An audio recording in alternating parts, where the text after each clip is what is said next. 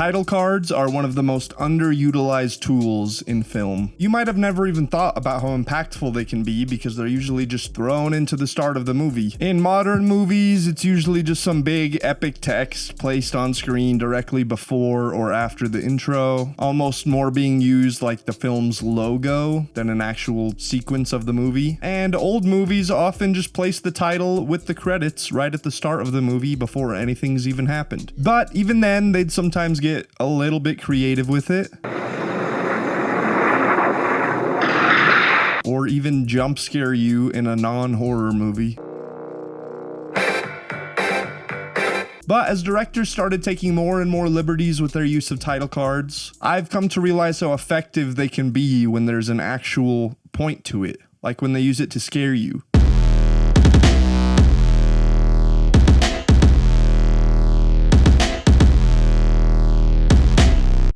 One of the coolest examples of how creatively this effect can be used is in the movie Fresh. This title card is placed half an hour into the movie and used as a tone shift into the horror. You basically forget you're even watching a horror movie at first as we follow this girl falling in love with this charming man she meets at the grocery store. I don't want you leaving here thinking I'm a weirdo. They go on multiple dates together, and he basically waits until she fully trusts him to do this. Why are you sitting so far away? Come here.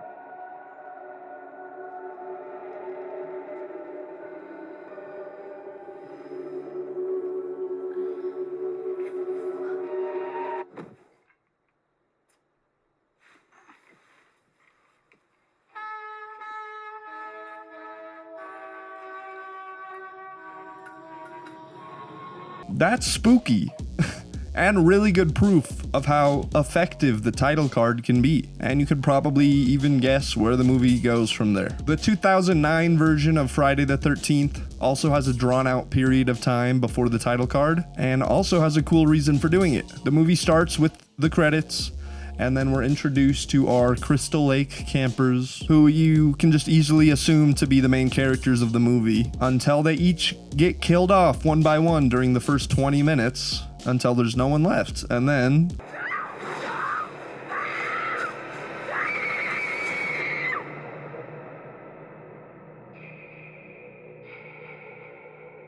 actually, the original Friday the 13th is good too. Two campers sneak away to have sex, and then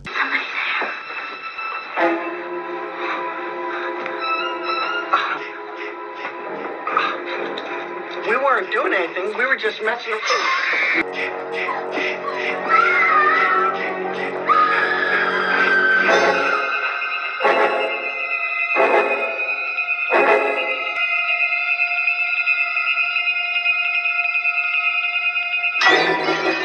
honestly, I can like guarantee that jump scared people back in the in 1980, which is hilarious. Most old horror movies feel so dated, it's hard to even see how people could have been scared. That's actually what makes The Shining so impressive. It was the same year as this movie, and the horror just feels so different than other old movies. It's like The Shining isn't even trying to scare you, really, but there's just this looming feeling of something dreadful. One of the best. If you've never found it scary, I used to not either. You gotta trip balls and rewatch it. It'll make you really feel the horror undertones of the movie. Anyways, we were speaking of lakes and cabins, which brings me to Evil Dead Rise. This movie's kind of cringe. Even the part I'm going to be showing you is mostly cringe, except for the title card itself, which is actually super badass. So we're on this little boardwalk on a lake. We've got these characters hanging out at this cabin and playing around with a drone, but then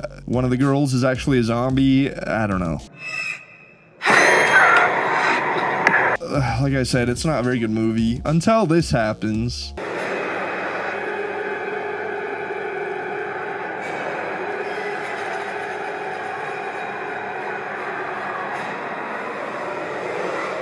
That is unbelievably sick. And the peak of the movie in only the first like 5 minutes. There's also the cabin in the woods. I actually don't like this movie. I don't even really know why. It's one of those ones that I understand and I wish I liked it more, but I just don't enjoy myself when I'm watching it. I get bored for some reason. But the title card is awesome, and honestly, it works as a jump scare even when you know it's coming. So you want to come over Monday night? I'm going to pick up some power drills, liberate my cabinets. Are you even listening to me?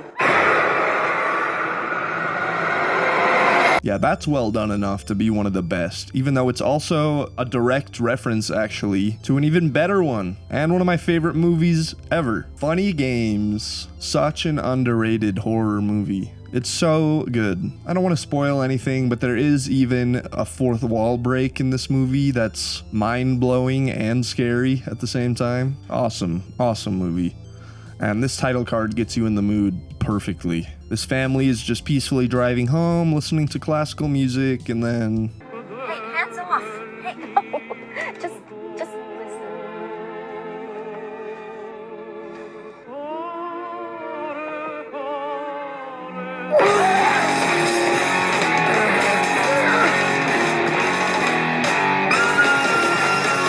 The song is a banger, and it's reprised later on in the movie in another crazy way too. This has to be one of the most underrated horror movies ever. So why don't we look at one of the most overrated horror movies next? Insidious. Whereas with The Cabin in the Woods, I understand and want to like that movie, I don't get what anyone sees in Insidious. Like, this movie just sucks.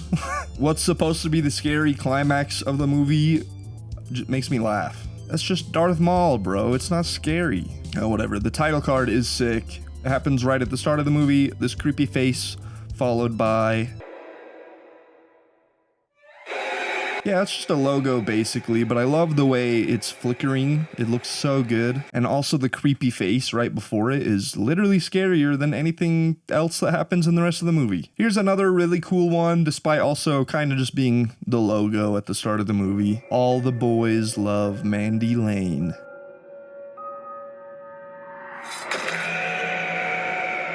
That is so cool. It's so simple, yet effective. It's actually so simple that I feel like there's gotta be another movie that does that same thing, but I couldn't find one. Bringing up Mandy Lane, though, means that I have to talk about Mandy, a super weird and psychedelic Nick Cage movie that uses its title card deep into the movie as the title of Act 3. Super cool. It seems to be something that's getting more common. I don't know if this is the first movie that inspired it, but The Green Knight does this too, and so does Everything Everywhere All at Once. Also, you know how most horror movies tend to use strings as like the scary sounds? This movie does that same thing, but with metal guitars. It sounds really good.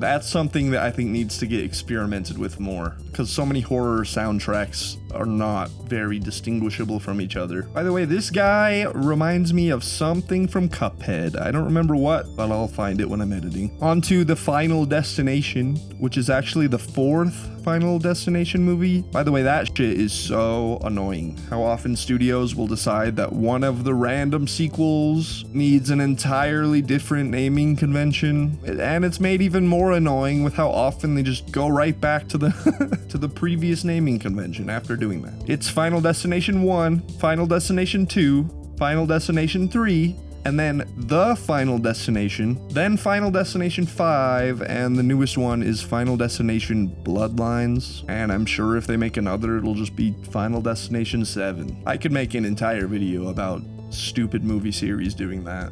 Let me know in the comments if that sounds fun. I think that sounds fun. But anyways, at the start of The Final Destination, the main characters are watching a race. I feel like there's is there a more specific name for it than that? A race car race. You know, like in the Cars Disney movie, whatever. You know what I mean? They're watching race cars on a circle racetrack when all the cars start spinning out and colliding, and then...